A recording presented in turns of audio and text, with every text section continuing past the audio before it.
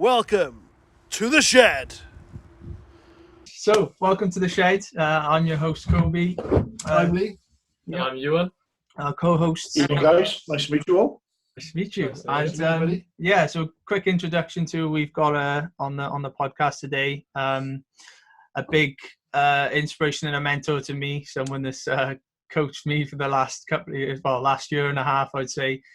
Taught me a lot in many ways, and I couldn't have asked for anyone better to have on the podcast, especially for our first guest. So welcome to David Griffith.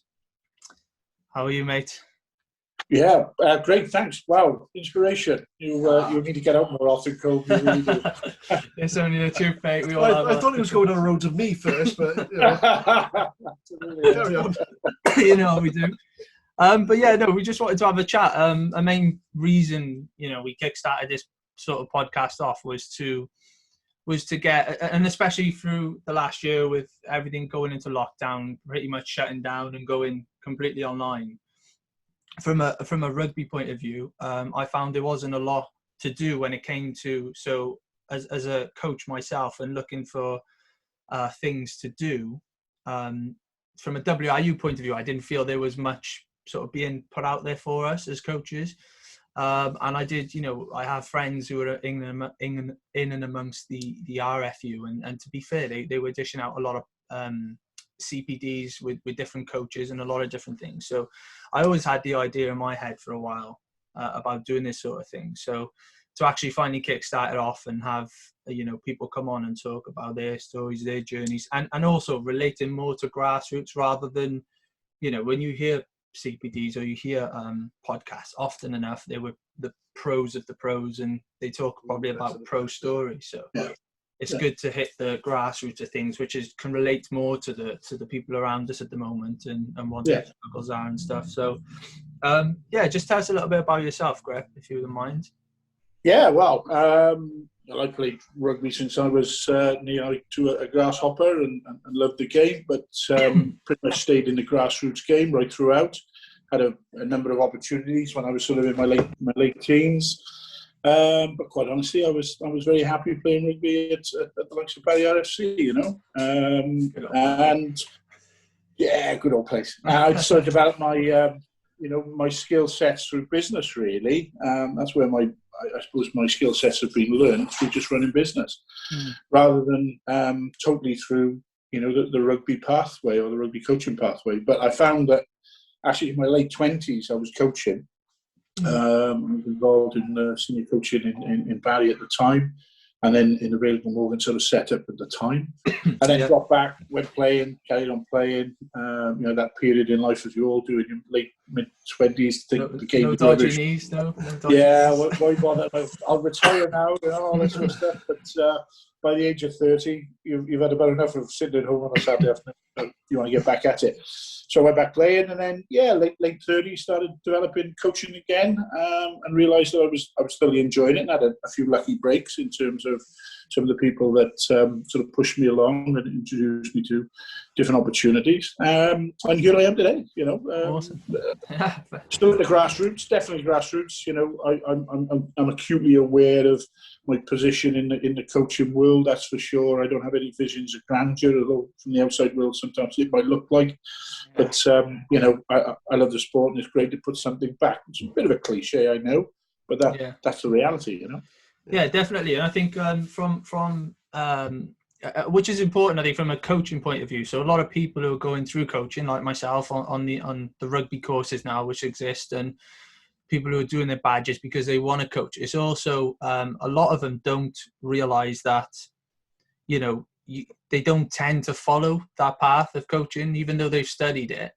A lot of people go into the real world of working, and whatever that may be, whether it's business or construction or whatever it is they do, often enough then the rugby comes in at a later point when you've learned to sort of work around it. So like from your point of view, how did you manage to, like when you were working and you decided you were going to go back to sort of playing and coaching, how did you manage to mix that in, from your work life? You've got to try and get a balance. Of course you have. And I will be the first to admit that I didn't get any balance right. Sometimes it was too business work orientated, and sometimes it was focusing on rugby, particularly when I took the position as director of rugby at one of it's Cowbridge Comprehensive School, but at the time they were calling it a Blues Academy, and I suppose it was a pathway through the A license program to better rugby for those boys, and it was the first few years of it being run. So I came in on the back of Matt Silver, was a very influential to me, to be quite frank. Colourful character, Matt, but a character nevertheless that was influential for me, and gave me a few opportunities, which I thoroughly enjoyed doing. One of those opportunities was down at Cowbridge, and I sunk myself in thoroughly for literally 3 years, which meant that business didn't take a bad turn at all. It just meant that I was working much longer hours, starting much earlier, ridiculous hours, 4 o'clock in the morning in the office to get down to Cowbridge to coach at 6:30 and back to the office and back down to Cowbridge. And ultimately it took its toll, and mentally I was exhausted, but it's a hard rest, back and forth commuting. Yeah, it can really it can take its toll, even though you don't realise it, because your enthusiasm to do something, particularly if you're a rugby boy, rugby man, or rugby lady. If you're a rugby person, to be politically correct, then you will get that enthusiasm to do things, and you forget. I just need a rest. Just need to take time off. So I would say that from your point of view, as youngsters coming in and coaching, if you like, that just try to remember that balance on a regular basis. Don't be sort of immersed too much in both either your rugby or indeed your work. There has to be a balance. Yeah, because that commitment, I suppose, when you have a vision, and I'm definitely, as you know, one of those people. When you have a vision, you have ideas. It's like you just want to chase them and you want to do them, and you don't think about things like the level of work rate you have to put in to get there, the commitment up early at 4:30 in the morning because you've added an extra 3 hours, 4 hours to your day. People don't sort of realise that, and then that's somehow, like you said, where you then later realise and learn the lesson of, we need to find balance. So that's definitely. Am I right in saying that? Did you nurture a few of the pros now through your? I was fortunate enough. Really, I'd probably by accident rather than design. If some of them are either listening or going to listen, they will tell you I've done chuffle for them, and that's fine. But yeah, Owen Lane, Rhys Carey. A few other boys, Harry Dobbs and Cameron Gibbon, quite a few quality players, Tom Lucas, a couple of others whose names I obviously can't mention myself. So quite a lot. Give him a mention, he won't be happy otherwise. But there's a lot of good boys there. Absolutely, really great year. We were very fortunate, and we produced in 1 year 11 regional players under 18s. 9 of them for the Blues, 2 for the Ospreys. We had 5 under 18 caps in that year. So we had a quality squad. Good group of boys. Wow. It was really good, but obviously at the time there was only really a couple of A license premises open, or had the A license rather, which would have been Camoid. I think I was there at the time. Yeah, because it was real quality. But it's interesting, really, because just a side story about one of those players. I won't mention his name, but he was going through a lot of pressure in terms of trying to do his A levels, making decisions about his long-term future educationally. Pressure coming onto him from there. The region weren't putting pressure on per se, but he was, if you like, putting pressure on himself to try and deliver at the regional level and make decisions. And, I remember this particular player breaking down in the office that we had in the gym area, and that resonated quite significantly with me in terms of recognising the pressure that you've got to try and alleviate off your players at all age groups, because later in life and coaching, senior rugby, you still have that challenge. Players still have this issue of putting too much pressure on themselves. They either get selected or perform. And even the non-professional players are putting that pressure on themselves. And sometimes you've got to try and deal with that. Yeah, definitely, and that's a good example for those listening who are the younger age and coming through. And I think I was probably one of those players as well in a similar situation. But something that lingers around the grassroots a lot is, especially when you've got players trying to strive to get to the pro levels and stuff and go through the age grade system, is a lot of them feel as though sometimes it's where you're from, sometimes it's if you have money, and I know it sounds silly, but these are like real issues that the people face. Because if you're up against if you're a really good rugby player, and I think a lot has changed, by the way, because I took more back from probably when I was coming through to now. A lot has definitely improved. But when you look at if I was, for example, going up against someone who might have been from an area of wealth, so to say, had enough money to put the weight on as they needed to, hit the gym as they needed to, probably didn't need to work as much in the real life because they had enough money to be able to spend more time on their career, in the sense of trying to build it. So for those of people who are going through who don't quite have that money, who come from an area of possibly poverty or have to work to try and make up for that, it's very difficult for those type of people as well to mentally stay strong. And it's funny, like you say that, because sometimes you're put in a position, it's like, do I work 40 hours a week because I need the money? Or do I drop some hours and I need to get to the gym and I need to eat this much to put this much weight on to try and better my performances? And again, it is about balance. I think when you're talking about the youngsters in the age grade to senior rugby, it's a very different balance, different sort of mindsets and different dynamics. But certainly in terms of the younger player just coming through that process, I can see that there would be some disadvantages, unfortunately, to people maybe who don't have the sort of level of support, financial support from parents, if you're right, around them, that can run them to here, there and everywhere, maybe allow them to be members of some of the bigger gyms. David Lloyd, other gyms are available for us. So that in itself, it would be a challenge. Yeah, absolutely. And I think what I've tried to do in my time now with the 16s program with Blues is really try to make it as even-handed as possible and as transparent that I'm being as even-handed as possible. Little sort of subtle things that we do, both in terms of training, both in terms of group organisation, communication.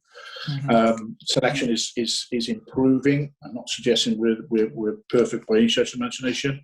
And I think also people need to understand, even though they come and watch, parents and kids and school teachers and other coaches and so on, everyone needs to understand we're amateurs. We're not being paid to do it. We do it because we love it. We want something back. And we get support from the region in terms of CPD events and readings and understandings, communication about maybe how the pathway should look, how the training program should look, how the style of play that they're looking for, or style of player. And a number of the management within the academy program talk about having a Blues DNA, which is really, it's useful in one sense. I obviously have my personal thoughts of whether we should have a complete DNA. Should we all be 6'4" and all blue-eyed and blonde? We get dangerous on that one. But I do see the need to understand what a loose head prop might look like in the modern game and what we should be looking for in that loose head prop. But we can't also ignore good talent. A difficulty of that as well is possibly, especially when, like you say, trying to look at what a loose head prop would, or potentially is going to look like, and the transition of that position, especially coming over the last 5 years, has been quite significant. But also talent ID in it, and being able to like where do you feel the balance fits in there, where you might see someone that for example you think could be a loose head prop in a few months, and you might see someone that maybe, I don't know, for example, as an experience last year, some players, especially through the adolescent period, go from back row, for example, to centre, or from the wing to number 8, sometimes just on position. How do you identify that, and like, you know, where do you sort of pick that up? I think you've got to concentrate. For me, it's concentrating very much around just the whole skill set in the first place. It's all about skills. From there, I think you can develop them. Of course, the important thing for them is to understand the game, get game sense, game awareness, decision-making processes. I know, you know, in the modern game, we talk about different sort of facets: physical, technical, tactical, etc., etc. But for me, the skill set's got to be there in the first place to develop the player. Now, if you can identify that he's a really good player, but he's 3 inches too short to play, you know, a 6, but he'd make a great hooker. It's a bit of a cliche, to be quite frank. Oh, you're a good hooker. How do you know? We don't know. So at 15, 14, 15, 16, let them play, let them enjoy it, let them not have the pressure of now being pigeonholed too tightly. Clearly, some players will suit a certain position better, and clearly a lot of players will have played a certain position for a longer period of time. So their understanding of that position might get better. But one of the big things for me is attitude. Yeah, you know, they've got the attitude to learn. They've got good attitude to train, good attitude to learn. Then that's, you know, that's to me, that's 80% of it, rather than, you know, 20% talent. Great. He's skillful, he's talented, that's great. Yeah. But if he's got an 80% poor attitude, he's not coachable. How is he going to fit into the modern game and the modern squad, and the way in which, forget just this region, that any other pro rugby would be looking for is a player that can work with them, can adapt, and will be professional. Yeah. You've got to nurture that, and that starts at a young age. Yeah, it's rather have that cocky kid who think he knows everything, he's got the skill set of it all, thinks he's the best, but yet you've got a young kid who's haven't got the best skill set, but is so passionate about the game, really wants to be a player. Essential. Yeah. That's is most essential part of our coaching side. Yeah, it's we've had this debate before, because then the argument there would be, well, if he's cocky but he's got all the skill sets, can we nurture him? Can we adapt him, make him mould his? Is he willing to do it? Personality? And we talk about it in our program. We talk about, you know, we're not just coaching for better rugby players, we're coaching them to be better people. Yeah. And it's really not a strapline. It's not just a sentence I'm using.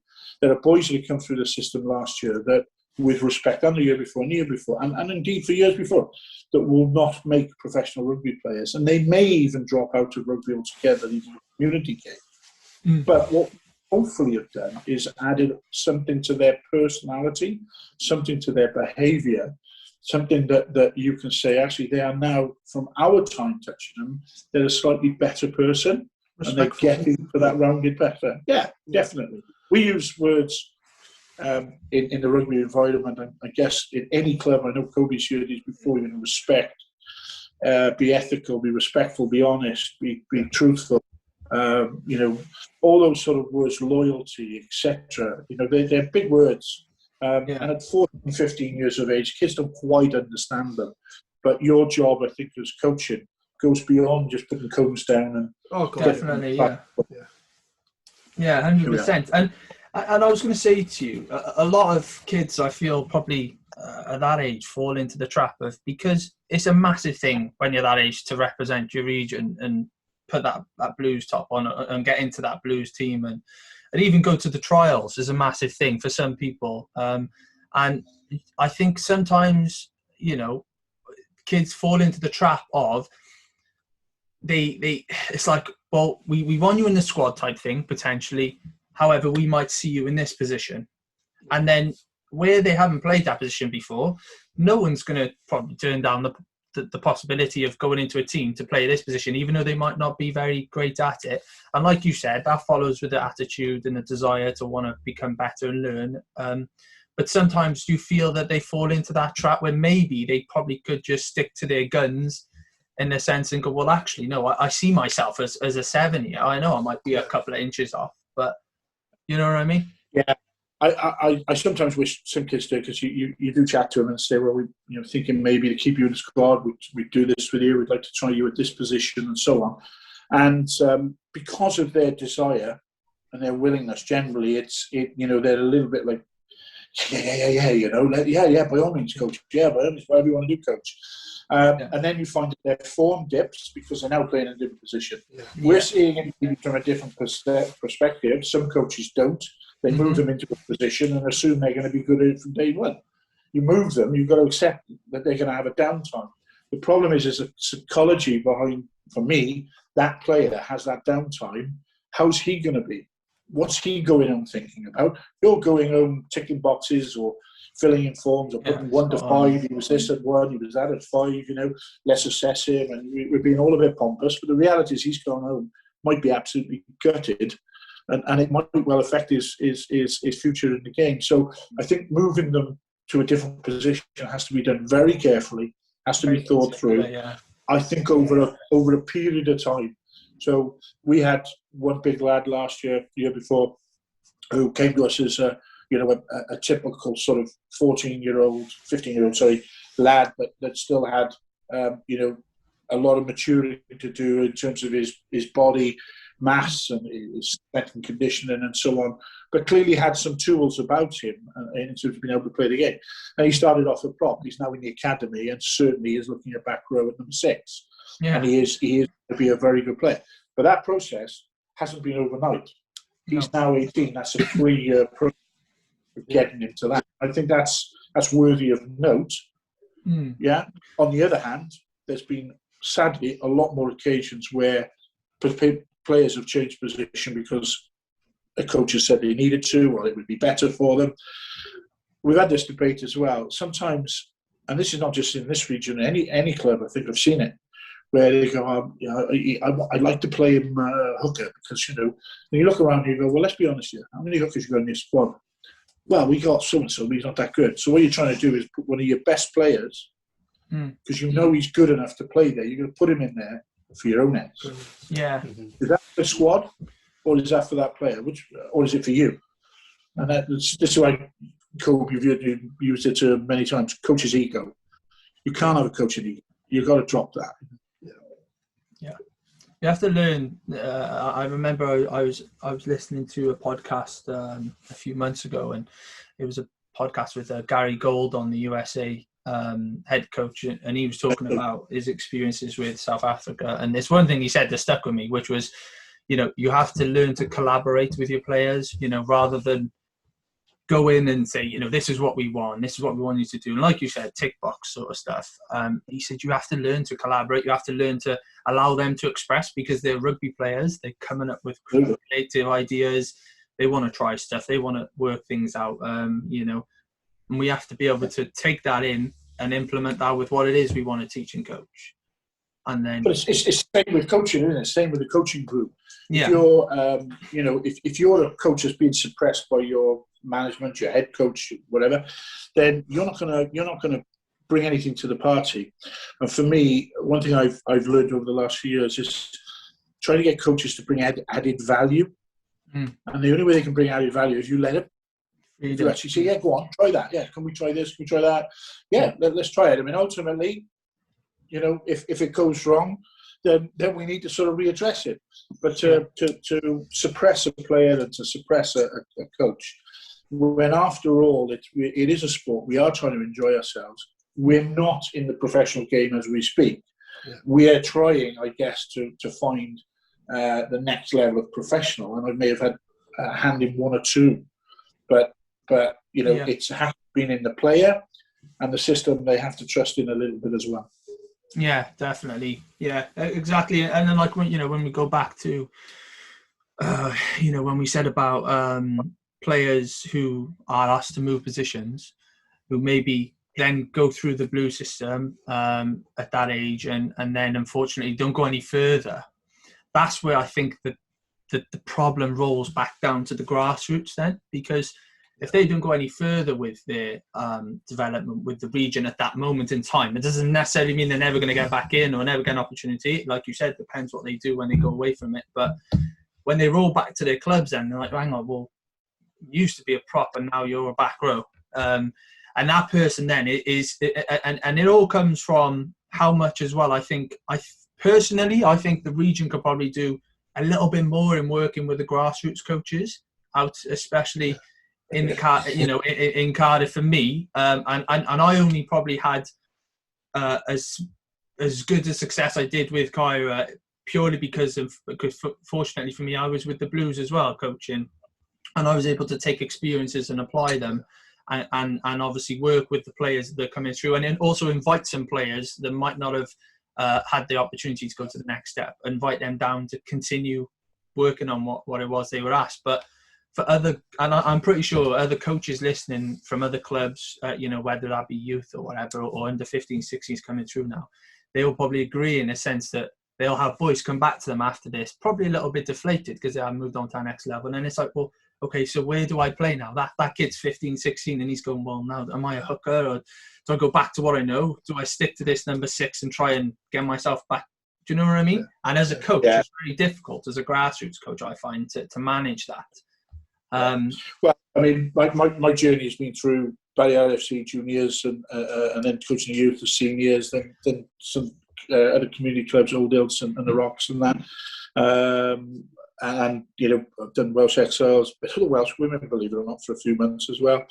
And the director of rugby stuff and so on. And in all of that process, I've tried to be mindful of the fact that, you're still learning, whatever age you are, you're still learning, you're trying to put something back. And at times, you've got to realise, actually, this is a pathway programme that I'm particularly involved in right this moment in time. And my Tuesday and Thursday and Saturday coaching hat is a very different hat to my Monday, Wednesday and Friday. Wednesday and Friday is under 16s, down the Arms Park, all that nice, put them on the looks lovely, all the rest of it. But actually, my bread and butter, where I earn my stripes and a little bit of money, is Tuesday, Thursday, and a Saturday afternoon, and that's a different ball game. So I see what the effects of players being rejected can have on them and on the clubs that they go to. You asked actually some of your questions that you've asked me that I guess we're going to get round to. Some of those questions are quite interesting, and the one in particular around could the region or could anyone sort of do more? Do I think that grassroots rugby is suffering? And maybe now because of COVID, yes, I think everything's suffering. But I'd be quite interested when we get to those questions to answer those in a bit more detail. Definitely. But I certainly see that, this region, along with a lot of regions, I think right across the board, need to sort of do a bit more around the community game than just maybe school rugby. Yeah, definitely. So do you think there's enough opportunity for young players to progress through to the Blues Academy? Lead on to that, because for me, one thing I've suggested, which I think would be a good idea, it's all about resources, commitment, and people available to do it, and the right type of people to do it, I guess. But I think we should be looking more at club rugby on a Sunday morning as much as we're looking on a Wednesday afternoon at some of the school rugby. It's a difficult one, because when we're planning our blocks within the region stuff, the way they plan it has to take into account school rugby, domestic rugby, club rugby, cups, shields, so on and so forth, So our touch time in the blocks of time that we have with them, the 2 blocks we have with them, isn't great, but they try to be mindful of all the other rugby they're doing. So it's trying to make sure that there's enough rugby, but there's not too much, because you don't want them overloaded with too much rugby. Obviously, from a physical point of view and a mental point of view, they're worn out too early. Yeah. How many times have we seen, he was great at 12, 13, 14 years old. He was scoring tries for fun. But now at 18, he's disenchanted with the game because the coaches are messing around with him. Yeah. No one has actually said to him, do you know when you were 6'3" and scoring tries for fun at 14? Everyone now is 6'3" and scoring tries for fun, or stopping you, scoring tries for fun. You need to understand that. So they don't sit down with these guys and help them with their psychology around it. But interestingly, I think as a region, we should put talent ID coaches or scouts out there on the Sundays and look at the fixtures. So I've seen some cracking fixtures, particularly youth fixtures and under 15s, under 16s fixtures, where obviously Land of Kyra, just go on. Chad. Some of the classic ones I've seen is sort of Rumney against St Peter's, always a good one. Challenge there. Cowbridge play. There's some good games go with St Peter's. I've seen some really cracking games of rugby. Some of the best games, you know, from different age groups. And I look around and think, no one's watching. No one's watching that. That's where a player, those lads of those ages, are at home. That's their home environment. They're comfortable. They know their coaches. They know their fellow players. Yeah. They feel part of that squad. They're not either the big guy in the squad or the small guy in the squad. They don't feel inferior. They just feel part of that squad. And so they then decide as regions to watch a lot of the A-class rugby and the Wednesday and the school rugby, put a lot of emphasis in Jewish Shield and put a lot of emphasis in the A-license program. And clearly it's working to a point. But are we picking out the nuggets of gold that we're missing? Yeah. Playing on a Sunday afternoon or a Saturday youth game, depending on the age group. Yeah. So I don't think there's enough people identifying, which therefore has a problem potentially with enough opportunities. Is that something that, though, you know, especially in the pathway, that it all has a pecking order such, you know, there's people at the top that make decisions, so what goes on the bottom. But do you think that maybe there's not enough focus at the moment in, you know, like you said, right, they're voluntary roles, you know, it being amongst that environment, as professional as it is, they're voluntary roles. Is there no cause to create extra voluntary roles where we have people who maybe are WIU hub officers previously or some of that nature, who have a really good rugby, you know, background and knowledge, who can go out and watch these games? Because as long as they're willing to be a part of the schools system, to make sure that schools are actually playing rugby, because we know, you know, school down the road, of course, yeah, and that ties into the WIU hub officer has no rugby. and it springs, you know, it can come from the WIU looking at the regions, but I feel like if these roles are voluntary, like, you don't have to pay me to coach the Blues under 16s. I cherish that opportunity. It's a brilliant gig, and I'm pretty sure there are people out there that would love the opportunity to be a part of that environment in going out and scouting. At 18s, there's obviously full-time coaches, professional coaches when you get to the 18s program. Okay, so it's up to this age group. At the moment, they're voluntary coaches. There is obviously a selection process. The man goes through who they pick and play, and obviously they've got to protect their brands, not just this brand, but obviously the Ospreys brand and the Scarlet brand. Yeah. And it's all about resources, both in terms of personal resources, and I think also it's at the moment it's very much cultural, isn't it? The way that it's been set up, you know, and to break that mold, to tell the schools you're not the most important cog here, would be very difficult to do. I could think of some schoolmasters now that I would find having a real issue with me saying it's not just all about you as schools, you know, because they would argue differently. Yeah. But I also have spoken to, I remember being at the Cowbridge Academy. Cowbridge Rugby Club are passionate about their heritage and the quality of player that they've developed over the years, and they haven't managed to retain them down there as a club, but that's synonymous. We go back to sort of education and opportunities, you know, because it's an affluent area in inverted commas, a lot more sort of education there. Obviously, they get more opportunities, universities and so on. So they fly the coop, and maybe they only revisit the club now and again. And that's Cowbridge RFC as a whole. But their junior section has thrived for many, many years. And a lot of the boys that were playing in the academy underpinned the Owen Lanes and the Rhys Carrays of this world. Yeah. There were a lot of good, honest, real hard-working rugby players from Cowbridge that had learned their skill at Cowbridge RFC, not in the 6 months or the 2 years that we spent with them. We homed in on special stuff for them, or rather special stuff, or we honed in on certain aspects of their game and got a little bit more, if you like, educated about it. But in reality, they learned how to pass a ball, kick a ball, run with a ball, sidestep, whatever, down at the likes of Cowbridge RFC. Now, I'm not a Cowbridge RFC man. I'm just using that as an example. But if you take that to Penarth, to Barry, to Caerphilly, to St Peter's, Rumney, Old Ilts. The Old Ilts now are developing their junior section. Yeah. But a tremendous job. I was coaching at one senior side, managed to get a second senior and a vets out, and from there a number of boys, Andrew Monders and Johnny Manders, who's obviously involved in the WM, they've developed that club tremendously well. I've got a little success story going on there.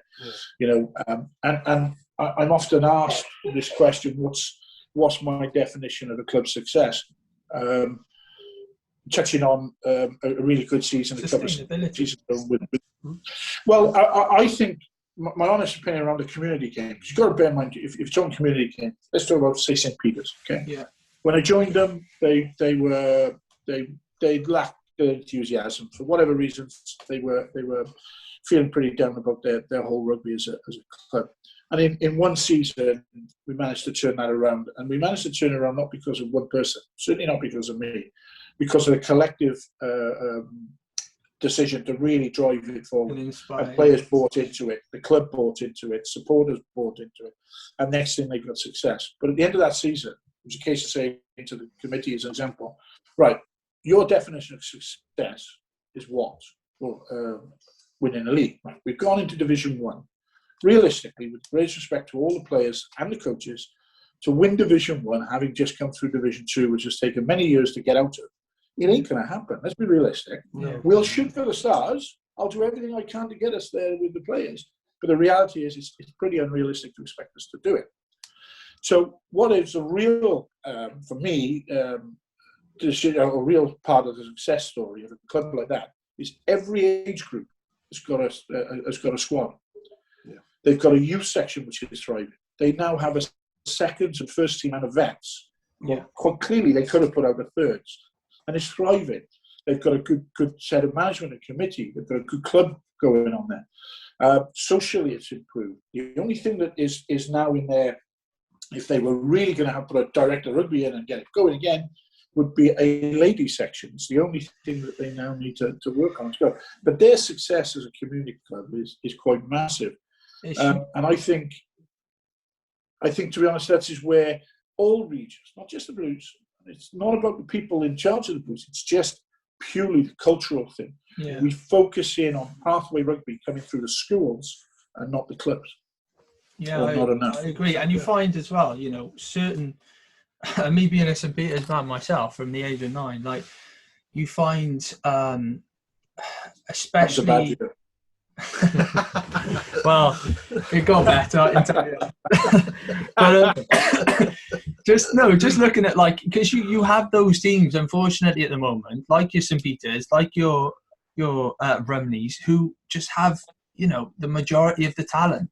The Llandaff, and when you look at your Caerphillys, your Penarths, your Dinas Powerses and things like that, you and your Llantrissants, and you look at them and you go, well, how much talent do they have coming through? Because at a kid that age, or certainly as a parent who is really rugby orientated, want their child to be in and around the best.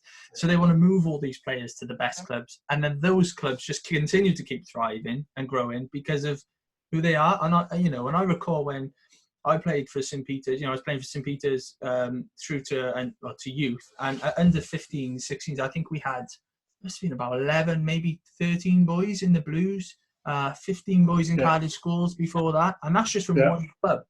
And you might have only had one person come for the Wanderers, or Caerphilly didn't exist at that age. So again, and that's why I'm glad as a coach that I'm a part of Caerphilly at the moment, because of what they're doing, and you won't, unfortunately, we won't see the results of that for a few more years to come. But now that they're building it, and I think as well, possibly coaches is a big it's a massive influence, on players wanting to go, because are the kids learning you know, or they're learning modern day stuff, or they learning stuff that they want to learn. Like some people, you know, and especially me, being in university, you're learning, and like for me, I was learning analysis through it in rugby, something new I've never done before, something we touched upon with, obviously through the Cardiff environment. But when I showed some of that to the Cairo boys, you don't know how they react. You think it could be way too advanced. They're just there to enjoy the rugby, and they are. But some of them actually sit there and go, well, I've never seen it from that. I've never seen a tackle come from that sort of technique, and I've never seen a line out lift sort of that way, and that's how sort of they start learning, and then the question comes: is that the new way of coaching?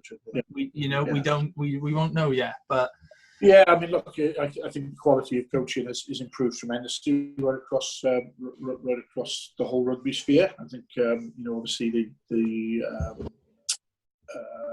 pathway for coaches is pretty good. Again, everything can be improved on, but natural progress with coaches tends to be to push themselves on, and sometimes they're leaving things behind, which is probably not the term I should use, but they tend to sort of move on, and I'm synonymous with that to a large extent, because you want to strive for better things, and you want to be involved in better sort of systems, and maybe even more professional in one sense or another. But the community game also has to understand that those better players that have a desire to play better rugby will invariably move on. That's always been the case. Yeah. Do you think, Griff, do you think that it's better to have a team full of players that are really great individual rugby players, or do you think having someone in a team which possibly has quite a lot to work on because they're not as good as others and they're still developing, which team do you think is going to benefit more? Do you think a team which has got 15 superstars, probably individually rather than as a team that can play fantastic, and they're all brilliant talent, one's really, really fast, the other one can sidestep out with nothing, so on and so forth, one tackle as a tackling machine, are they going to learn and develop, though, do you think, being in that team than they would being in a team which as a collectively as a team needs to learn and develop, if that makes sense?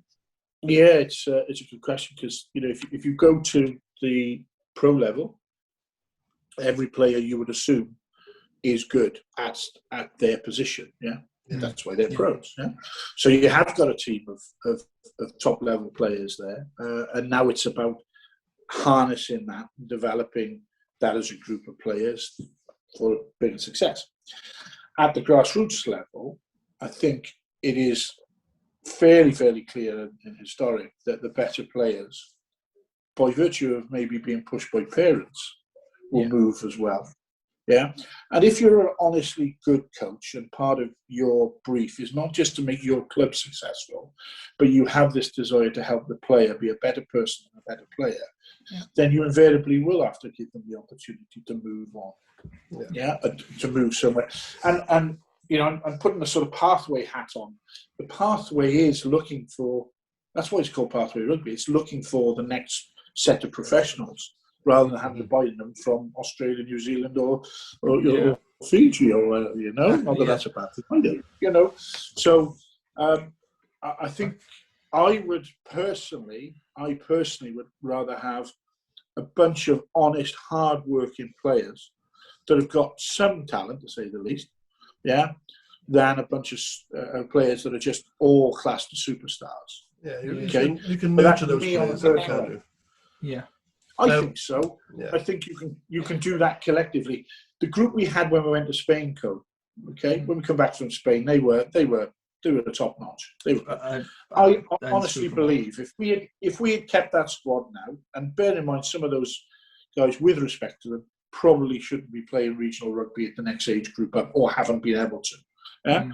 I honestly believe, as a squad, because they were that tight and that hard working together, we probably could have beaten regions at the next age group up.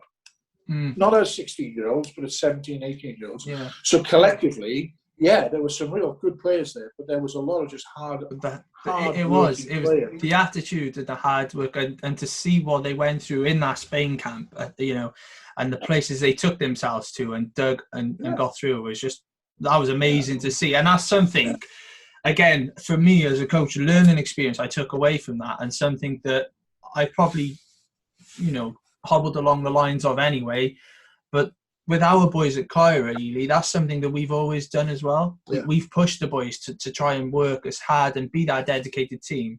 And there has been games where that is the reason why they've 100%. won, because they've continued to go. We might not have the greatest talent, we might play some of the best teams, but to know, as a coach, when you're coaching a team like that and you play several teams and then throughout the season, to have them coming up to you, they're phenomenal. Yeah. They're much better, much organised this time. They've been really good. That for me is a better kick when your whole team is coming through together rather than a certain individual or 4 or 5 individuals. It's like all of you, all of us in coaching. There's certain things that you prefer more. I prefer coaching under age 18. I've learned that through coaching senior rugby. I was going to ask you that question as well. I prefer coaching under 18 simply because they're like sponges. They want to learn, and you can see progression. Yeah. With a player who's 25, 28, 30, and you come into the club as a new coach, and there's that you've got to prove yourself. I get all that. Yeah. They don't think they have to. Mm-hmm. They think this is how it is. No, it needs to change.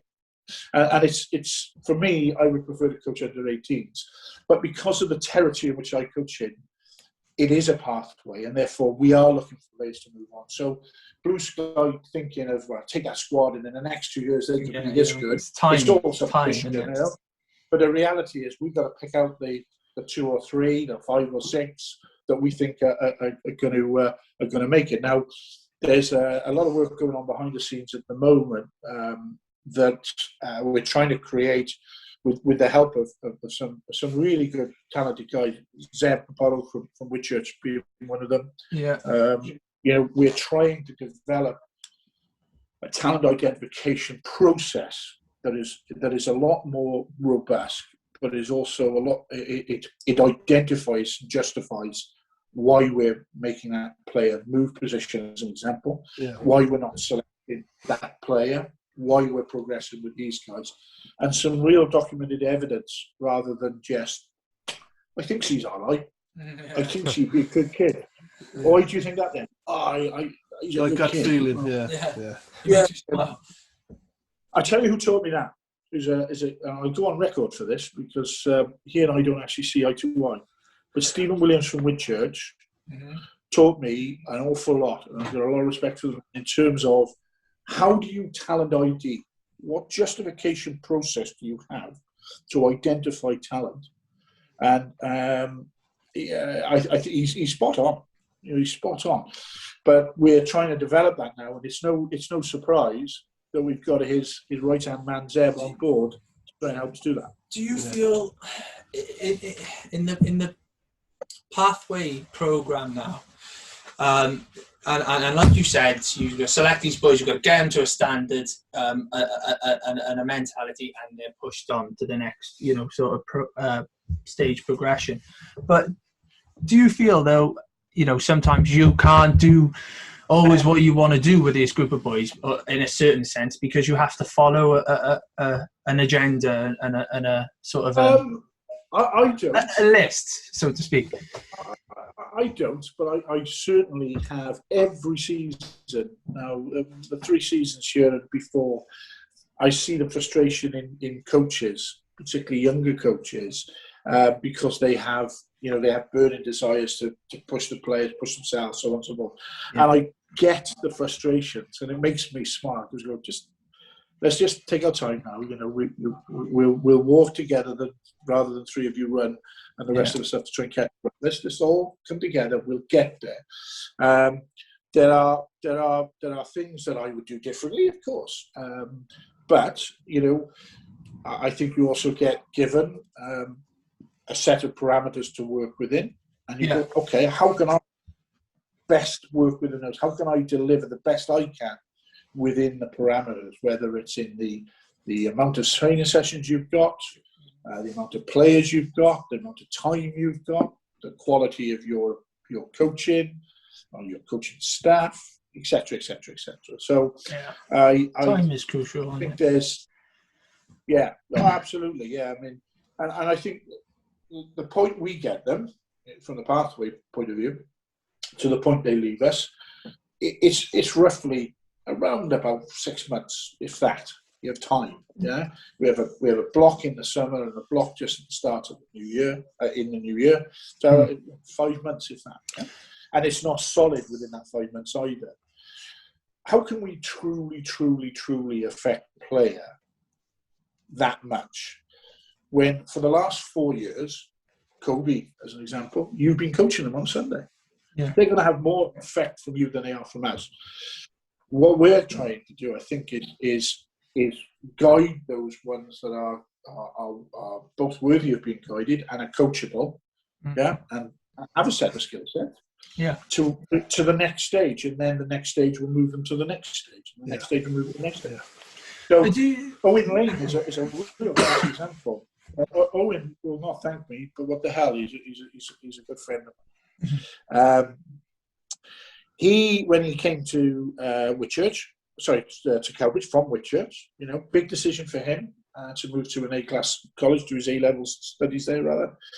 And in that decision-making process, he wanted to play outside centre, best outside centre, And Owen is really confident boy, good lad, got lots of skill sets, as you obviously tell now. Yeah. But would take the outside path every time. Would carry the ball on the outside path and shut down the option for our winger every time.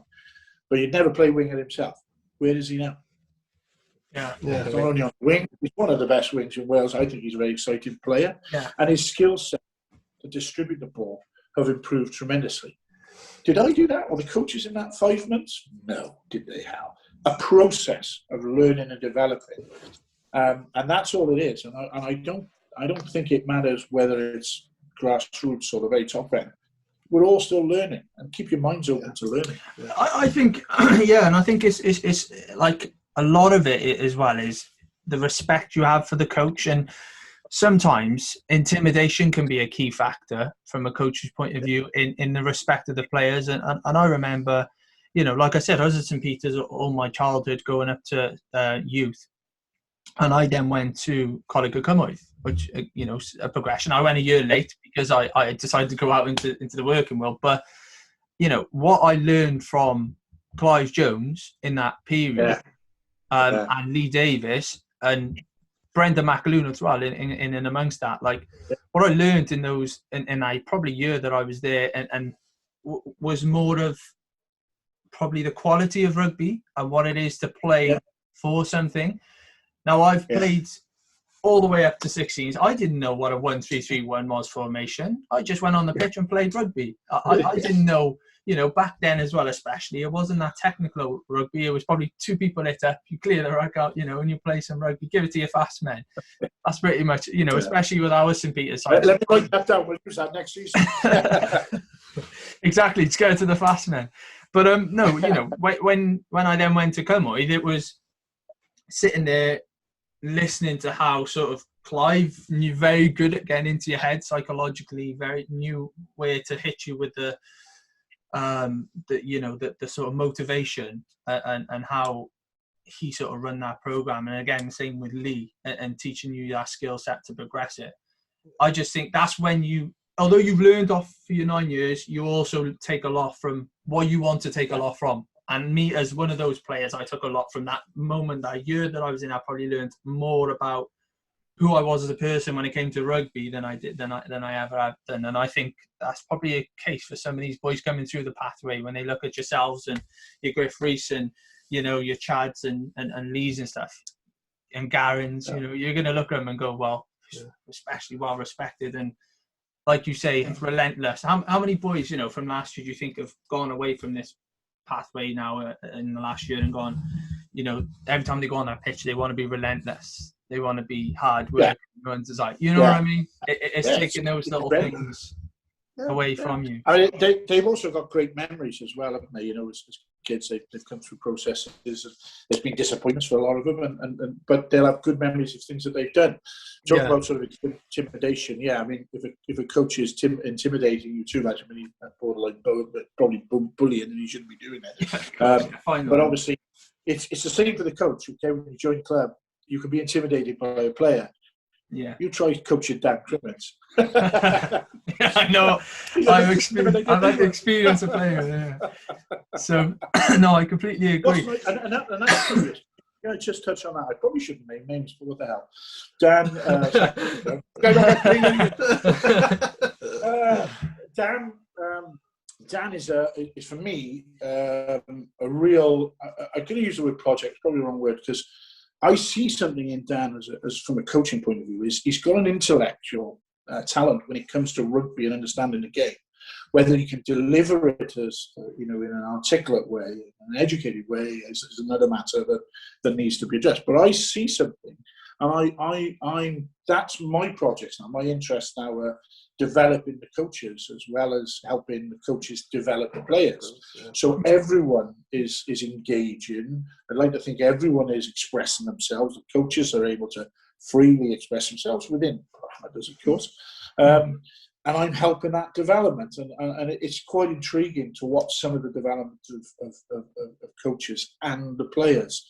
I think moving forward, just touching back on the pathway program. I know we have other questions here. We'll be here all night otherwise. So the pathway program, it has to still be reminded that it is a pathway program, whether I like it or not at times. Because I look at some of the kids and go, "Oh, you cracking lad! What a great lad!" But if you've done your due diligence right in terms of understanding his game and the game of another player that you are now having to decide which one you want to take, you put one in the gold group and one in the bronze group, but it's that silver group that's the problem. Yeah. You've got three groups that are either in the best group with respect or the last group. Don't want to use in political terms, but the group that's not going to make it, type of thing. But those kids that are in the 50-50s, that's a tough call. There's the obvious ones that have got what you want them to have, and the obvious ones that haven't.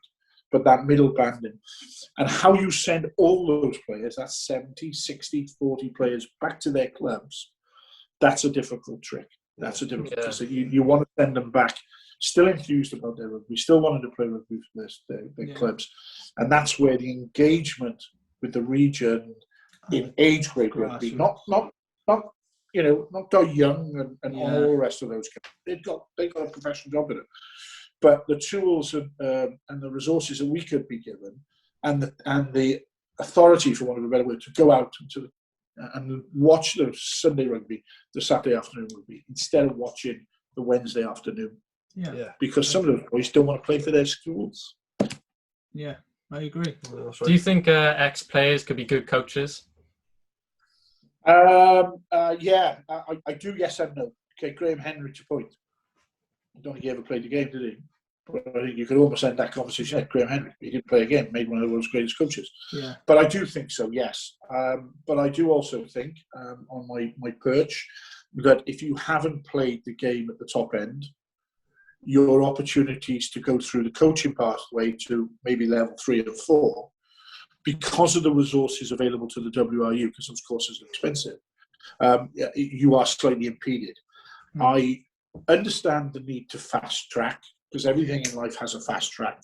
And you could argue the likes of Jenkins was a classically good decision to fast track.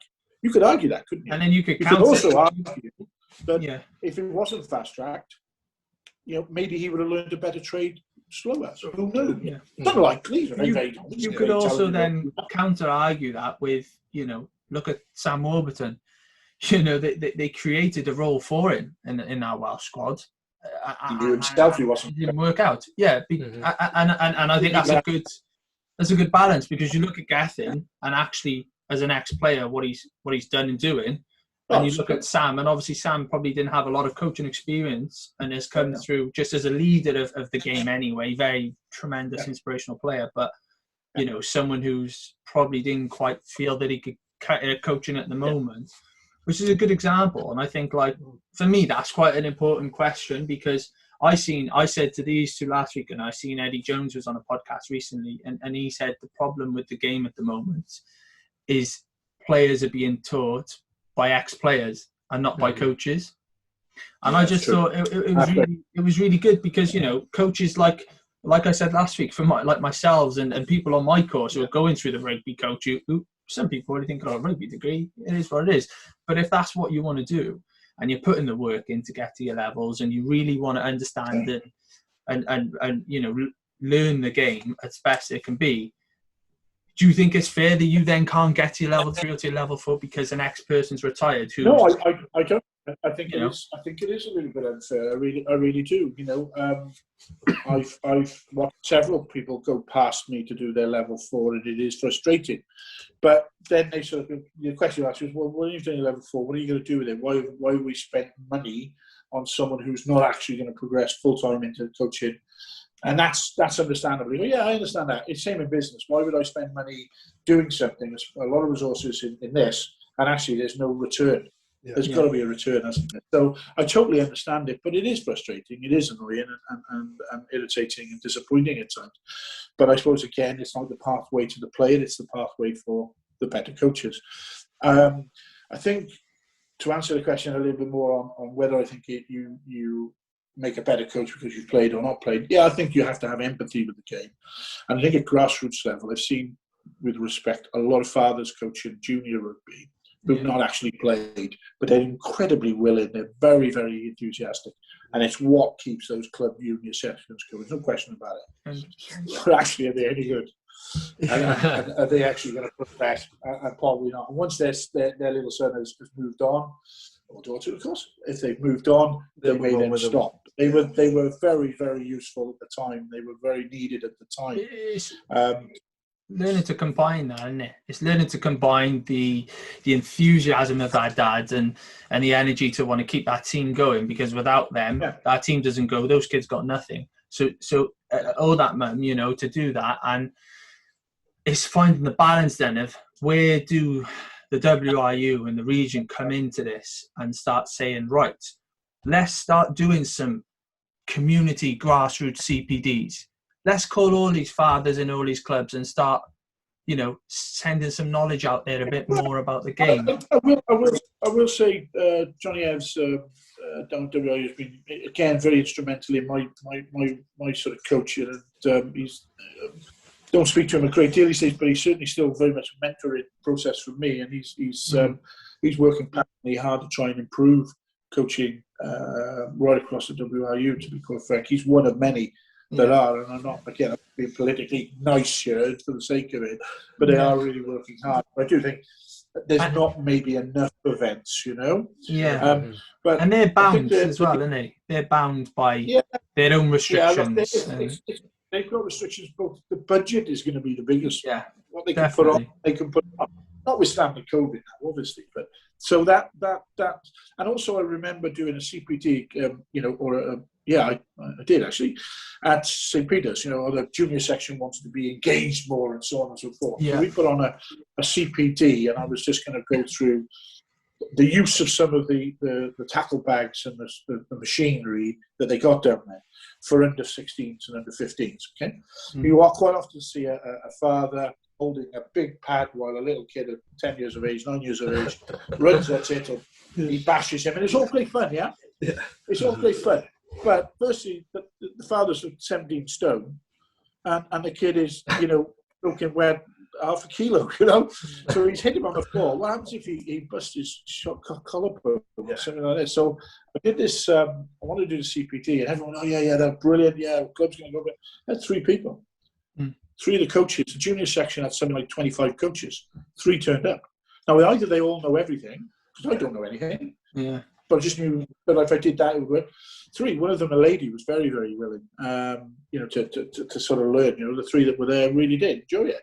And I got something out of it because we started learning together. But you can lead a horse towards it sometimes. So I think Johnny particularly has had some challenges around that.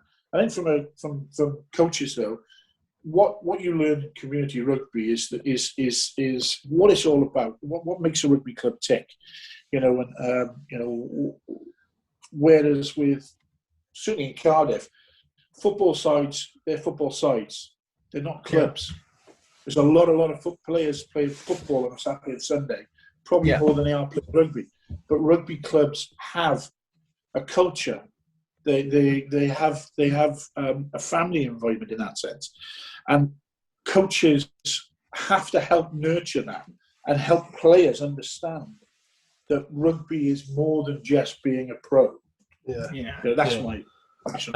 Where do you see rugby going after COVID? Good question. Yeah, I thought about that one. I think my fear is that there will be a dumbing down of some of the rules more so, that we will become more of a politically correct sport in one sense. And I get the absolute need for rule changes around, the issues of concussions and so on. Yeah. So I understand all those protocols and I embrace them, and I think some of the rule changes. However, I am 54 and I like to see people bash it up. However, I am fearful that we will become, run by a bunch of PC operators, do-gooders, and we'll lose the essence of what the sport is all about. I don't advocate high tackles or wrecking people badly. I don't get into that, of course. But, no, but I think now is the time. Now's the time we have to listen to the experienced players of the game, which have now hung their boots up recently, and work with them and collaborate with them to keep this game alive. Because for me, it's like boxing. A boxer goes into a ring. He signed those contracts. He understands that if he steps in that ring, it's a possibility he could die, right? It's an extreme possibility he could. There's a possibility he could come out there with life-changing injuries. They're possibilities, but they know that. That's a sport they signed up to. It's a sport they train very well for. They're very good at it, and that's why they put in those positions. And that's how I see rugby union. Rugby union is rugby union. It's not rugby league. It's rugby union. And taking and trying to coerce a certain technique to do something in a game is not then natural, and then you're going to force the game to just grow worse. Yeah. And I think, for me, when you're talking about techniques of going, like Warburton said on TV the other day in a Welsh game, a jackal is a technique. You have to be very good at it. If you're good at that, you'll come away with the ball. If you're not good at it and you hang your head in it long, you're going to get hurt. And unfortunately, even at the pro level, you think everyone can jackal. They can't. There are certain individuals that can do that skill at a very good standard. Exactly. Tipuric, Sam Warburton being a for us. Yeah. And I think that's important now. It's understanding the roles that it is that we're playing, and with the game evolving, boys coming onto the field, and big muscly lads, and all about hitting the gym and stuff. Yeah. The game is going to go down that route. But I think if you signed up to be a pro rugby player, even at that level, you're getting paid to do it. You're trained to be good. You're good at what you do, which is why you're there. You should. Should be, you know what I mean? The stone, the stepping stone to say, well, why are we changing it so much? They know what they're up in for. They're making for a good sport. And I just feel that we're gonna dumb down some of the rules. They're talking now about the crocodile roll, trying to get rid of that, and there's lots of sort of different things going on. But I do think the game is going to need a real insurgence of enthusiasm from those involved, because we also may have lost a bit of a generation maybe of players because of COVID. I know a lot of guys. And Kobe, your age group, even the likes of, dare I say, my son, he's 23, playing rugby, loving life and all that sort of stuff. But even he has had thoughts, maybe I'll just stick to playing touch rugby with my mates and just doing the training, because they're starting to be disenfranchised from the game, and we've got to be careful. Getting them back in after COVID, as long as we because your wingers now you're props because of COVID. Exactly. It's like sooner or later, if you can't go into a ruck, right, and you can't smash shit out of that ruck, and you can't clear that guy out because you can't roll his neck or you can't crocodile roll him, if that's the case, I'll tell you what, I'll take every forward I got off the field, I'll replace them all with big, massive 6'3" wingers. And we'll just play it that way. Because if a prop can't go in and clear out the ruck, what's the difference to a 9 going in and clearing out the ruck? We'll just play a more skillful base game. It's unfortunately, that's just just stop playing with it, let it go, and just don't change the laws. Like Mike Nigel Owen said, don't change the laws. Just ref the ones we currently have. Ref them properly. And Exactly. from a coaching point of view, coach the technique properly. And as a player point of view, and I said this the other day, like even now today playing, I still don't feel like I even know the game. Like the rules are changing so much, right? That you just and they don't exactly announce it. Oh well, this rule's changed, and like you don't have a referee come once a month and update the rugby world and go, well, this rule now is this. And so you're playing the game, and all of a sudden you've been pinged for something. You're like, well, hang on, what's that? Or you're watching the game. As a player, you know, as a player, that can happen. Definitely. You look at this new rule with, and I've only noticed at the moment who's been shit hot on it, and that's, excuse my French, that's Wayne Barnes. And this 5-second ruck rule, he is on it. Like literally, the ball is not even presented, and he's like 5 seconds, use it, and then you know you look at it and you're thinking, what's the rush? Yeah, the 9 on the ground yet. What happened to counter rucking then? What have we got a 3-second rule to counter ruck then? You can only counter ruck in the first 3 seconds if you haven't done anything. It's got to be immediate. But terminology around the word immediate timing is another issue. But that's what I mean by having him then ref that game at that tempo is changing the whole dynamics of the game to having Roman ref a game and he's not really picking up on the 5-second rule, which is slowing it down. It just changes the dynamics of the game. So now, as a coach, when you're especially at that level, when you're going into a game, you're thinking, well, are we taking the referee into account as part of our tactical planning now? Which ref do we have this week? What's he pick up on? What's his strengths? You certainly would be. You certainly would do some analysis around the coach. Yeah. I'm pretty sure. I'm pretty sure Eddie Jones didn't do that come the weekend because everything England certainly would get away with on a normal week, they definitely didn't, did they? So I'm pretty sure he'll be looking for that in the future as a learning curve. But it's definitely. It's the game's changing massive. But while we're on the subject, just briefly of the Welsh team, what are your thoughts on this Welsh squad? What are your thoughts? Are you enjoying? I think it's intriguing because obviously we see where we were in the autumn to where we are now. I think if you look at our couple of the wins, we're not at the Millennium, so. No crowd factor might have done us a world of good. I think the rules that we may have been a bit fortunate around some of the decisions made by referees as well. But I think overall you've got to be able to play to the conditions and play to the referees, and both sides are equal in that sense. You could argue that the games at the Millennium Stadium or the Principality Stadium these days, there was no crowd there, so that evened the process in our place. But I'm quite intrigued by it, and I'm quite excited by what I'm seeing. Some players are developing really nicely. I like the competition that we've got in the back three, particularly. I think we're lacking a bit of competition around outside half. I don't think there's enough competition. Obviously, there needs to be more. On that question, right? You said you don't think there's enough competition.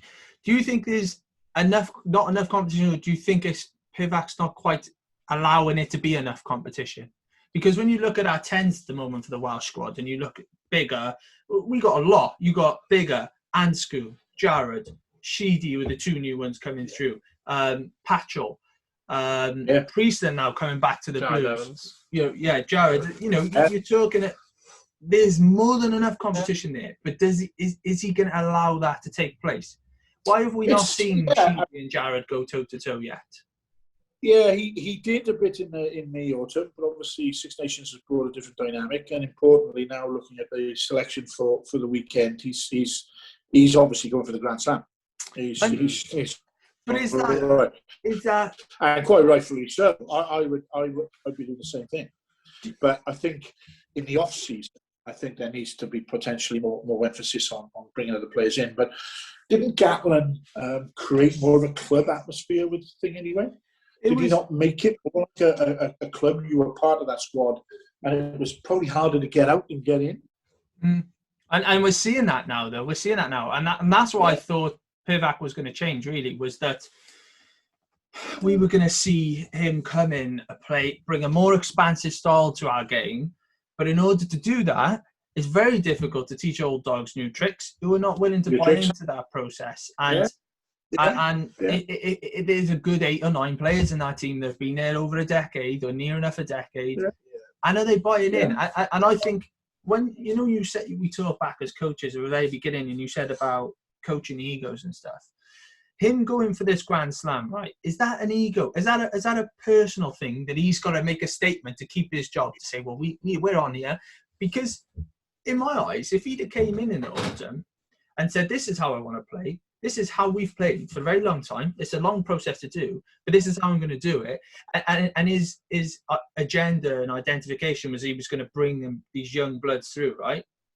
And start playing them. Do you think half of the country would be on his back going, yes, all right, no one wants to lose, that's fine.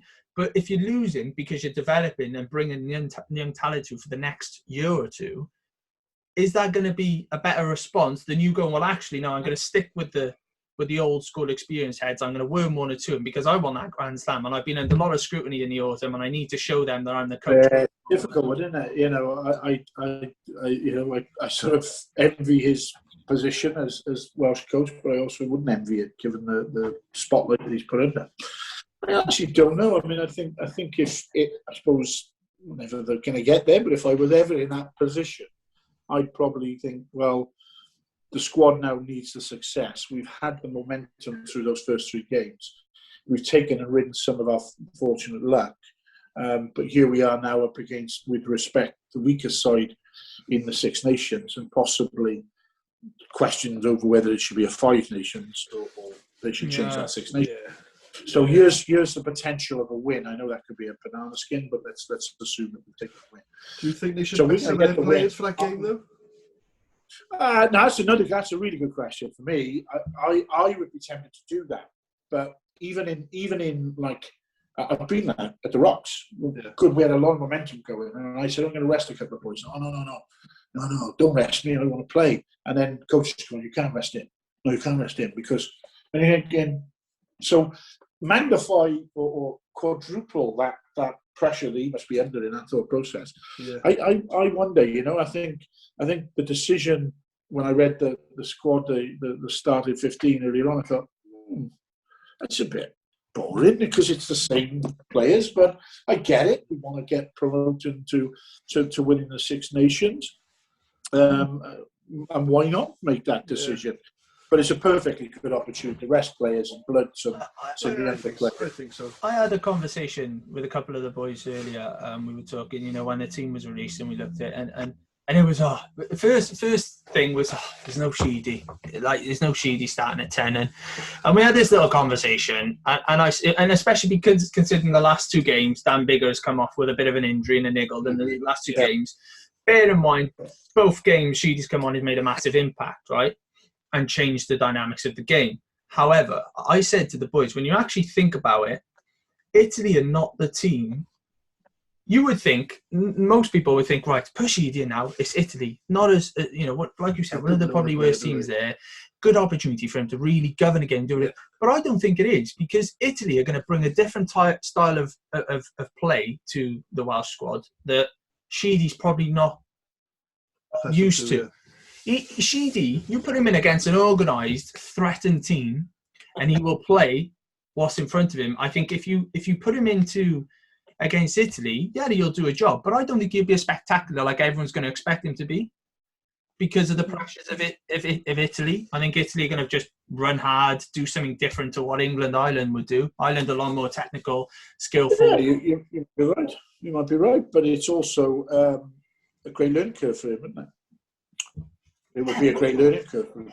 It would. But then, didn't he play? Was it in the autumn against? Was it Georgia? Who did we play? Oh, in the Cup Nation thing we had. Yeah. And I think it was Georgia, and he didn't really have the greatest of games then because Georgia were just such a physical, brutal team, and they just brought something completely different, and it took us all off guard, and then. We didn't get to see him at his best. I think we're going to see him at his best when you put him against the best. Yeah. You know what I mean? And you see that when you come on against England. I don't think there was a doubt in his belly when he came on against England, because he's played against these boys for the last few seasons. He's played with them for the last few seasons, and he knew what he was doing. And you've seen that when he brought that freedom. And for me, every time he comes on that pitch, you just see the ball in hand with Zammit or Josh Adams in minutes, because he's just. Well, as you say, I think our back three is very exciting. I think we've got some. I think our back row is one of the best in the world. I think Toby's now playing some of the best rugby, and he showed up. For what he is, just a big one. Toby's got all the skill in the world, all the brain in the world. The other one's just a big lump, in my view.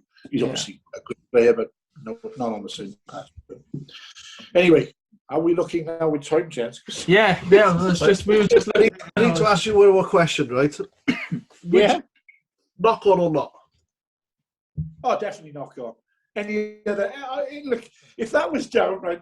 I said this earlier. Sorry to mention St. Peter's again. If that was rugby against St. Peter's, and it was played at either the Rocks ground or down at Rugby, and that was a knock-on, and the ref didn't give it and gave a try, there would be all an out war. It would be, but it's difficult though, because you watch it it obviously wasn't that. You see most people now, because they've had a chance to look at it, they go, it's very clear, it's a knock-on, but there was 4 officials that looked at that on the day and didn't think it was a knock-on. Absolutely. And great for that.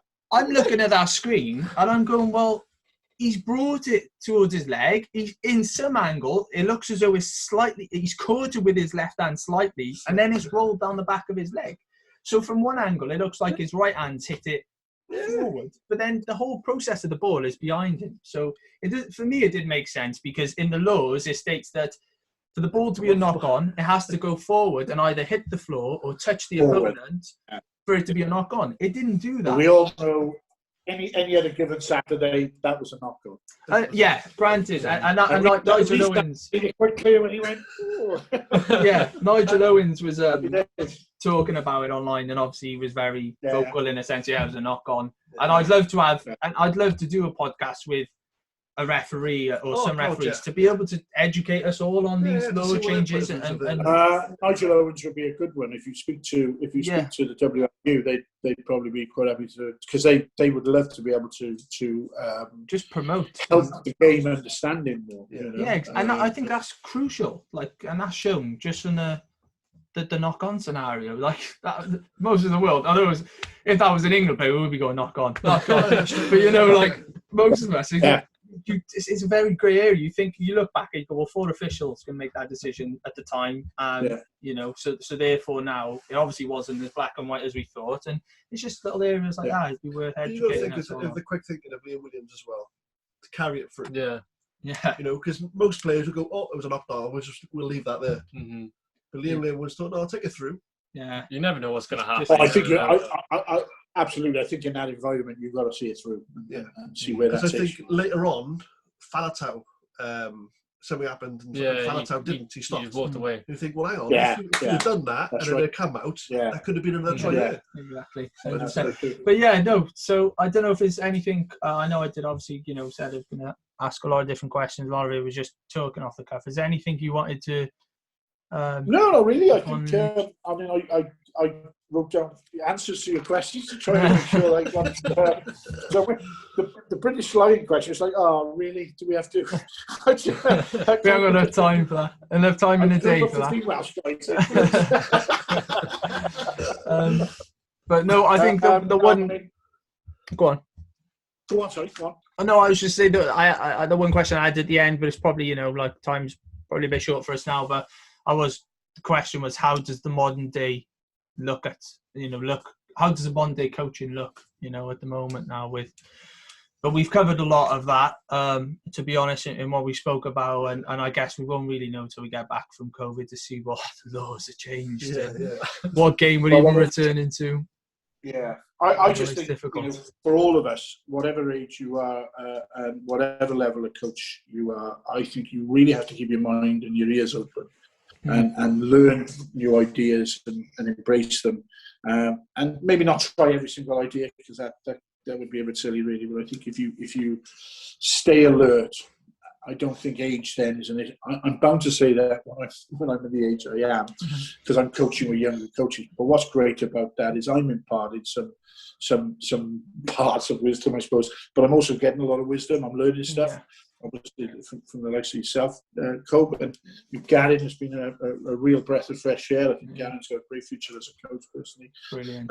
You know, to coaching with the knowledgeable guys, the full timers as well.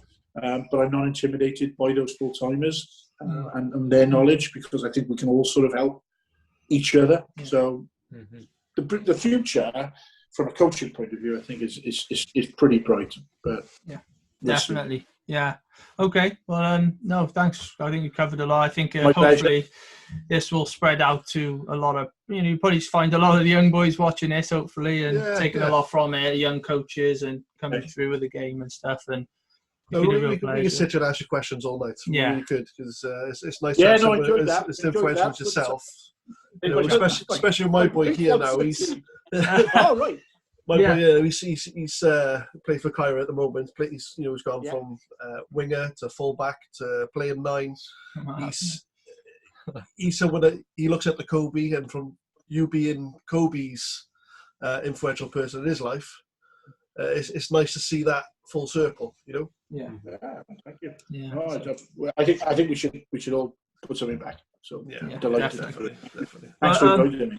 No, it's it. been brilliant. Thanks for coming on. I'm sure we'll see you back on it again. Enjoy your glass of red now when you get off.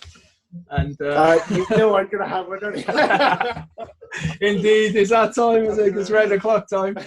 And, no, thanks, Griff. We appreciate everything for coming on, and hopefully we can get you back on again soon when everything gets back and we see what the plan is going forward. So, awesome. Yeah, thank you, Griff, and Great, guys. catch up with you soon, right? Thank you, buddy. Thank you very much. Yeah. Thank you very much. Chat, Griff. Chat. Here we are. David Griffiths on the Shed 101. So thanks for listening. I hope you enjoyed. We will be posting on all platforms, but also in the future when we're looking to have people on, we would like to ask you guys some questions and what it is you think we can ask these guests coming on. Put them in the comments below on YouTube or Instagram. We'll get back to you as soon as we can. Yeah. And if you know of anyone, there could be someone, a coach, grassroots coach, up in the valley somewhere we don't know of. This might be interested in doing this sort of thing, coming on and talking about their experiences. Let us know. It doesn't have to be just rugby. It could be football. Could be basketball. Could be anything at all. Yeah. Let us know the struggles that we can try and help. Catch up with you all soon.